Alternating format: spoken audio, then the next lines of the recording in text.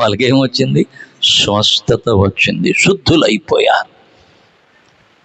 9 మంది అడ్రస్ తెలియలే, 9 మంది అడ్రస్ ప్రభువుకు తెలియలే. ఒక్కడి అడ్రస్సే తెలిసింది, వాడు తన అడ్రస్లో ఉన్నాడు. ఏ అడ్రస్? యేసు ఎక్కడ ఉన్నాడో ఆ అడ్రస్లో వీడొక్కడే ఉన్నాడు.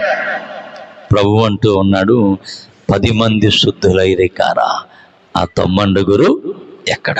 10 మందికి ఆశీర్వాదం వచ్చింది, 10 మందికి స్వస్థత వచ్చింది.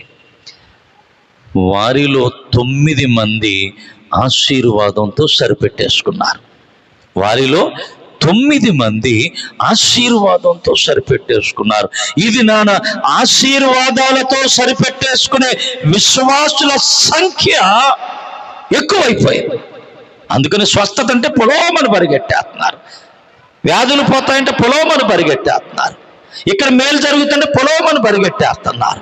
వాక్యం ఉన్న చోట రావటంలా, వాక్యం ఉన్న చోటుకి రావటంలా.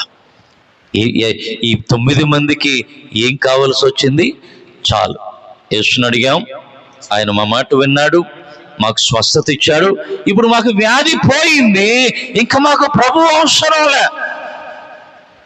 స్వస్థత వస్తే చాలు, మేలు కలిగితే చాలు, మేము అడిగింది దేవుడు ఇచ్చాడు కదా, చాలే అని అనుకుంటున్నాడు.